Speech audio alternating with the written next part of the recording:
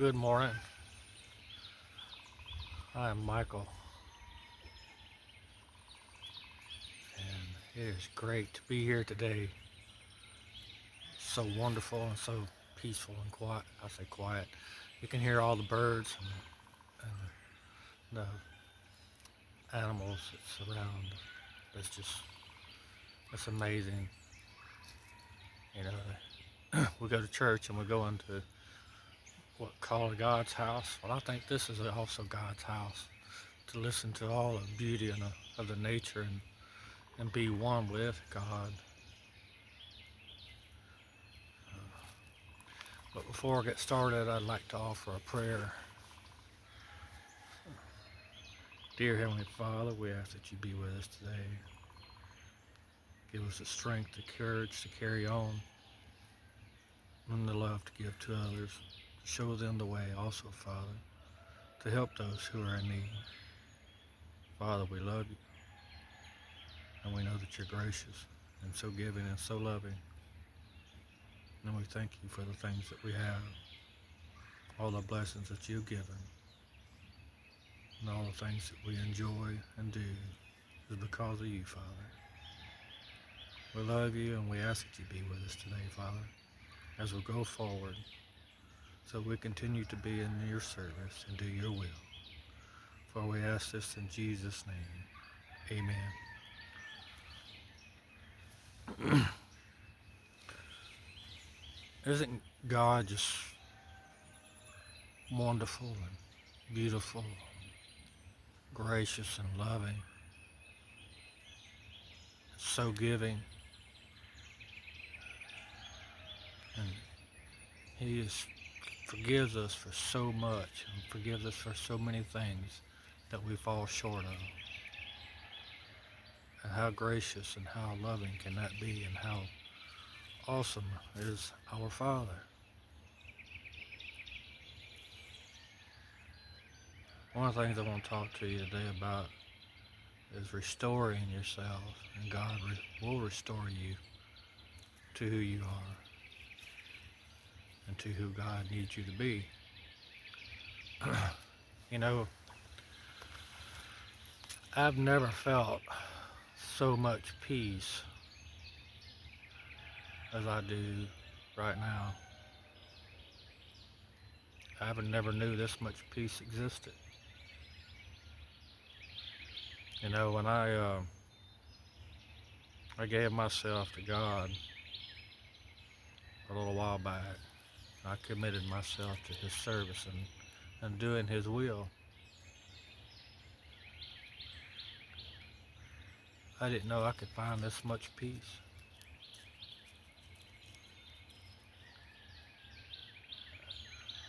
That is a peace beyond any measure that I can say. And it says, God leads me beside the still waters.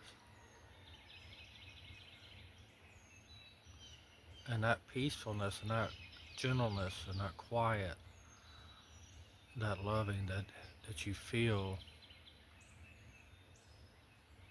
is that he says he gives you rest. And I feel that. And the things that come that supposed to be like, what am I going to do? How am I going to get from here to there? You know, when you find that peace from God, you don't stress it. If I knew I could have this kind of peace many years ago, don't think that I wouldn't have taken it. I'd have jumped on it. I'd been just because I didn't think there was that kind of peace existed. But it does. And one of the things that you have to do to get to that point, the first thing is you have to accept yourself for who you are. You have to accept that. Then you have to go to God and you have to repent of your sins. Now, I'm not talking about just saying, oh God, I'm a sinner. I'm talking about for the things that you know that you have done, or the things that you know that you are a sinner of. And you have to confess those things to Him. You have to do those things. You can't do it around other people. You have to do these in solitary. You have to be alone with God. Through it be prayer, but you got to say it out loud. It's like if you were yelling it to the universe. But you got to repent of those sins. And you have to talk to God to do it. And when you repent those things, and you say them before God, and you've accepted who you are, then your life will begin to change. And there will be a peace that you'll have that you'll never get if you don't.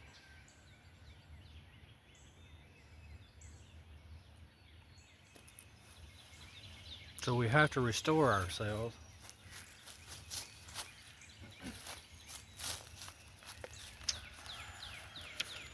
And some of the things that I've written down: to restore yourself to God means to return to a state of spiritual wholeness and a relationship with Him, often through repentance, seeking forgiveness, and renewing your faith. Just like I said, you have to do that step. You have to do it. There's no other way around it. You just can't say, God, forgive me, I've sinned, and go on. That's not it. You have to say it to Him. And when you do, your life will change. And believe me, I know I had to say it.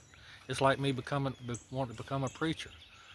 I never expressed it to anybody, so I never went anywhere. And when I finally admitted it to myself, of who I wanted to become, I wanted to become a representative for Jesus, for God, for the Holy Spirit, for the angels, for all the things, the works, and everything that goes on behind the scenes that we don't understand. But when you walk in His light and share His light, those things become your knowledge. And He will help you with those things. And He will continue for you to walk.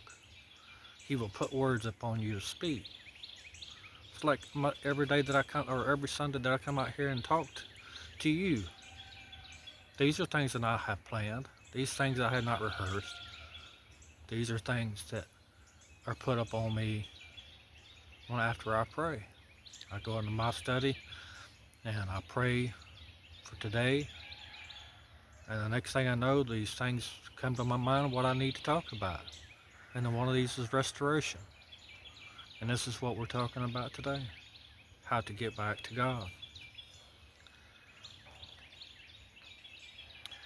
True restoration often begins with recognizing and turning away from actions of thoughts that have distanced you from God. That's those things that I was talking about. When we entertain those things that are not of God, but of Satan, it turns us away from Him. It turns our back to Him. But those things is what I'm talking about. Those temptations, the things that you know that you do, that you are always tempted to do again and again. Those are the things I'm talking about you have to repent from. You have to go to Him and you have to tell Him, look, I'm a sinner. I do so and so. That's the type of person I am. And I ask for forgiveness of these things. I want you to come into my life. I want to get rid of those sins. And the only way to do it is through Him. And it says, acknowledge your shortcomings and seek God's forgiveness as a crucial step in restoring yourself to God. Restoration can involve strengthening your faith and commitment to God, perhaps through prayer, scripture, study, and acts of service. And God's role in restoration. God is the ultimate source at, at restoration, and He has the power to heal, renew, and bring and uh, peace and people back to Himself. And when we do that step, and when we step forward, and we want to do God's will and follow Him, He will restore our heart. He will put a new song in your heart and a new path. You'll feel it, and you'll want to walk it because you know He has your back. He will love you. He'll give you peace, give you quiet. He'll give you love like that right there. That kitty right there. She just come from out of nowhere. And call her Honey. And she's so sweet and so loving. And that's peace to me. But to continue on,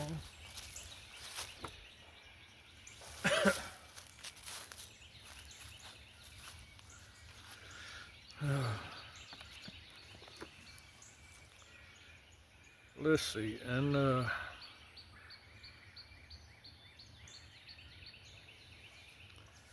Lamentations in chapter 5, verse 21 says, Turn thou unto thee, O Lord, and we should be turned. Renew our days as of old. And when we turn to God, it's not that He's turned His back on us, but He'll turn to us and He'll restore us. It's like we were a child, and when we begin, not that we would act as a child, but He'll restore the love that we had as a child. Because we didn't see difference. You didn't see difference when you were a child or a baby. When you were around somebody, it was love, and that's what you gave. And He'll restore that type of love to you, but you got to let Him.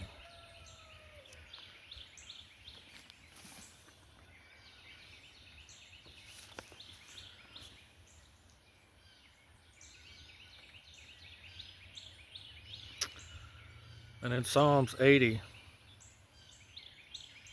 verse 3, it says, Turn us again, O God, and cause thy face to shine, and we shall be saved. When we go to Him and we do our repentance and we love Him, and He's going to love us, and He will shine His light upon us, and we'll be saved in His grace because He welcomes us back. It's just like if your child was out in the world and y'all had differences and y'all never spoke, and one day, and it's hard, I know it is, not every child, excuse me, not every child is going to be trusted and those type things, but you want it, you want to be that. You want to know that they're going to do good in the world. And then sometimes they come back and they offer for their forgiveness and their sorrowfulness and their ways, and they want to be forgiven. And what do? We accept them because that's the way it is. That's the way our Father is. Our Father wants us to know, even though we go back and fail again. And we have fallen away many times. But He always accepts us back because He loves us. And that's what He wants for us. He wants us to fall, go back to Him.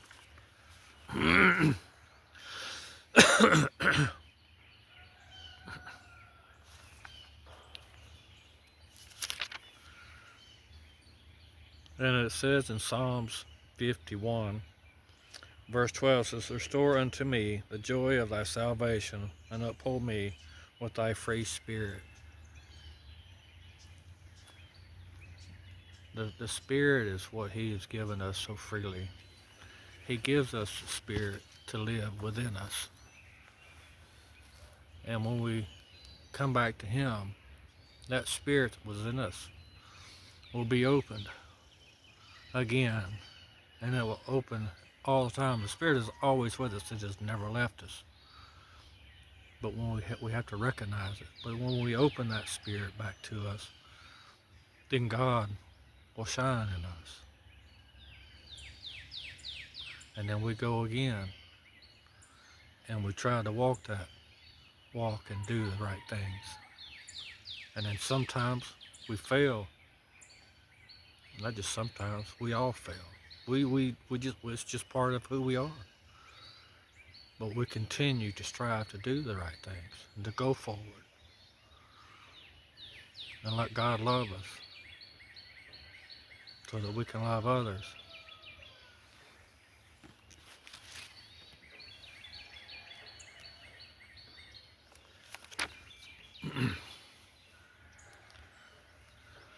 And then Jeremiah chapter 29, verse 11, 12, 13. "For I know the thoughts that I think toward you, saith the Lord, thoughts of peace and not of evil, to give you an expected end.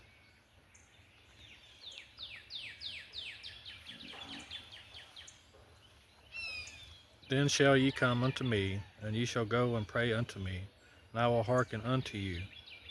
And you shall seek me and find me, when you shall search for me with all your heart. And I will be found of you, saith the Lord." And I tell you what, all you got to do is once you repent and start seeking Him, He'll find you. It's not that He's searching for you. He's searching for your love to do the things of His will. He wants you to look to Him, and He will fill your heart. He will give you the love that you need. And He it's such a peace, such a joy, so much love.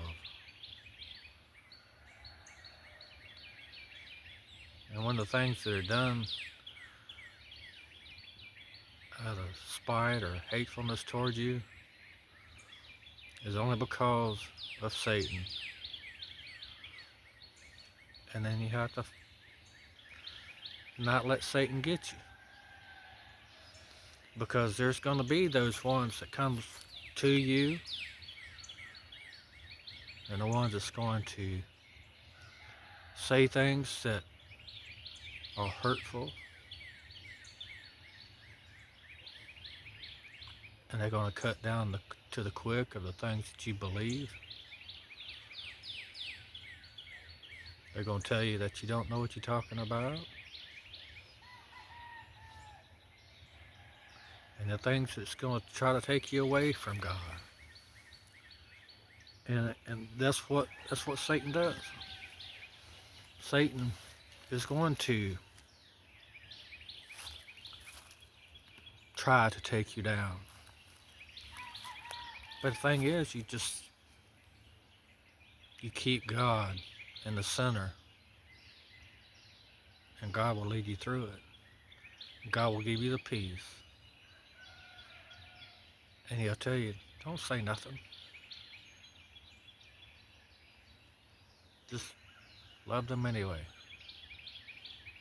I know it's hard to, but God will put up on you what to say and what to do. And believe me, God's not going to give you spiteful ways or hateful ways to say things, because that's not God. God's not going to be one to stoop to that level.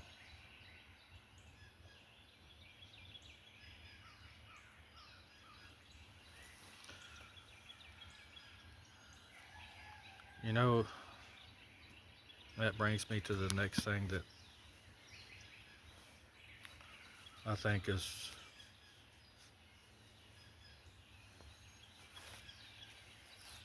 the things that is coming, things that is going to be, things that we have to be aware of. And I don't know why this was at the last minute that this came about, but it's a little bit off the subject of restoration. It's about being restored and then knowing what's coming and how to prepare yourself and how to know that the time is at hand of what's happening and the Bible being fulfilled. And one of the things it talks about is false prophets. And we have to be aware of false prophets and understand what they're doing that causes disruption in the world and causes you to fall away from God and follow Him, because He will do these things that will seem almost godly, but it's not of God. And it says in Matthew chapter 7, verse 24, it says, "And again, beware of false prophets who come to you in sheep's clothing, but inwardly they are ravening wolves." And it says in 28 and 29, it says, "Every tree that bringeth not forth good fruit is hewn down and cast into the fire." It says, "Even so, every good tree bringeth forth good fruit, but a corrupt tree bringeth forth evil fruit. A good tree cannot bring forth evil fruit, neither can a corrupt tree bring forth good fruit."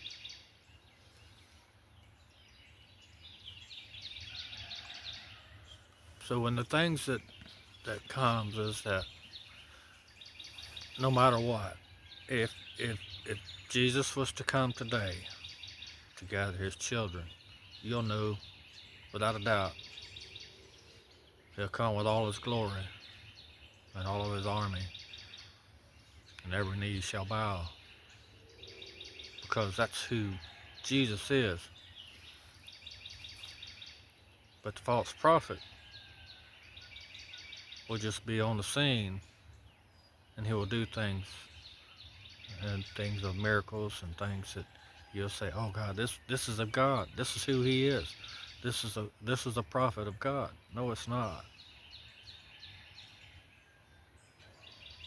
You got to be aware of the fruit that they bring, because a corrupt tree can't bring forth good fruit. It brings destruction. It brings hate. It brings destruction between countries.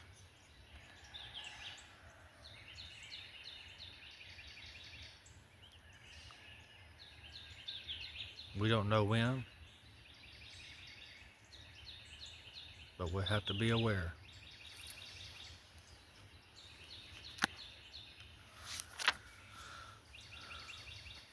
And in John chapter 14, verse 12, it says, "Verily, verily, I say unto you, he that believeth on me, the works that I do shall he do also, and greater works than these shall be that he do, because I go unto my Father."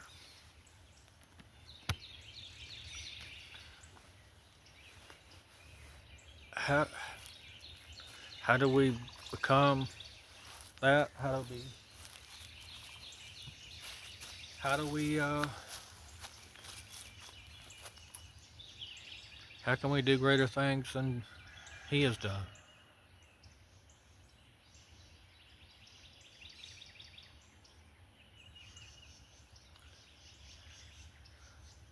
I don't know for sure. I just know that if we are to become one with God, let me back up and say this. When a man and woman get married, and it says they are to become one flesh, what does that mean, one flesh? That means they become one with one another, that they know each other, that they love each other, and they have each other's back. And when one hurts, the other hurts. When you give love, then they give love.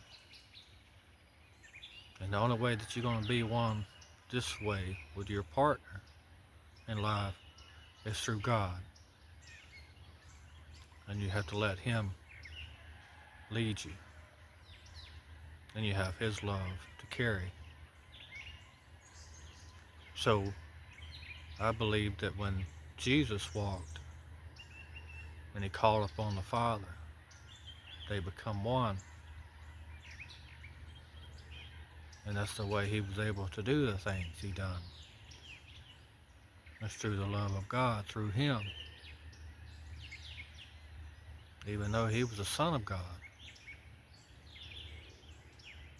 it was easy to become of God. And I think that if we become one with God ourselves,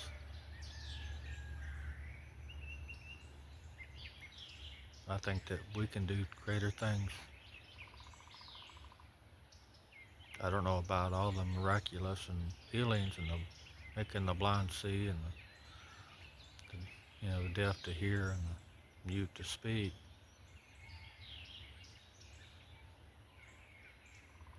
But I tell you what, that would make your life change.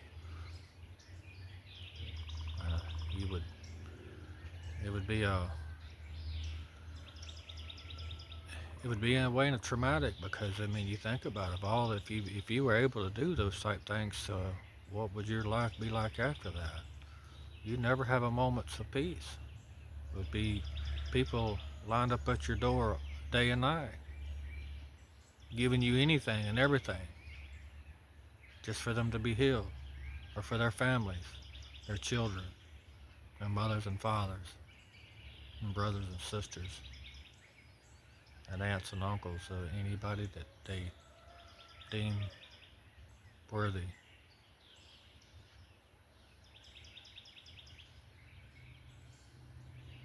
But I think that it would be awesome if there was a possibility to do those things. But that also reminds me of what I was saying about the false prophet. But if they were to do these things, who do they give their credit to? Who do they say is their father?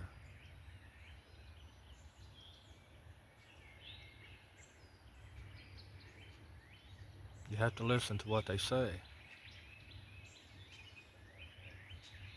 They can lead you astray, make you believe.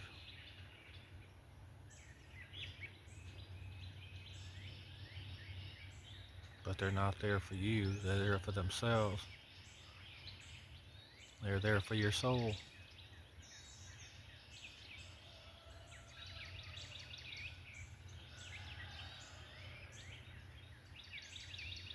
Any way to take you away from God, your Heavenly Father.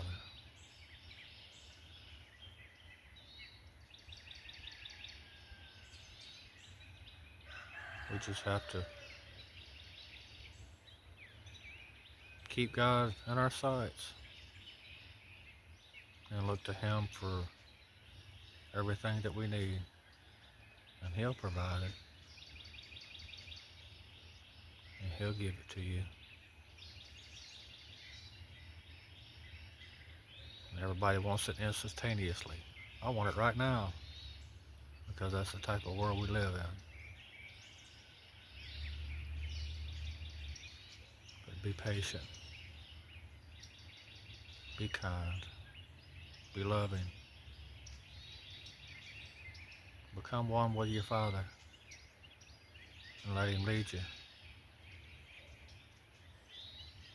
And we can heal others through our love and our giving.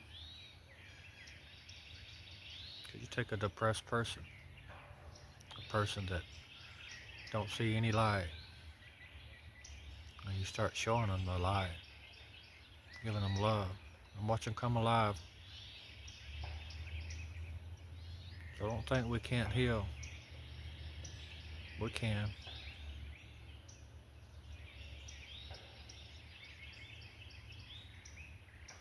But anyway, I hope this helps today. I hope this helps you find your path. It helps you to figure out how to connect with God and to live a beautiful life. Because you can. Once you find that peace, it's like no peace you'll ever have. He'll give you rest and peace that you just can't believe. Anyway, till next Sunday, I hope you have a great week. I love you. God be with you. And let's close with a prayer, please. Dear Heavenly Father, I thank you for today. I thank you for the words. I thank you for your love, your guidance. I thank you for being with me, Father. I love you, Father. I hope that those who are out there searching for you, that they find you and they find that peace and they find your love and go through them to others. That they be the light also and continue your will, Father. Give them the strength and the courage and the determination to continue your will so that others too can find you, Father. And through them, they also can give that love. Father, we love you and we thank you. For we ask this in Jesus' name. Amen.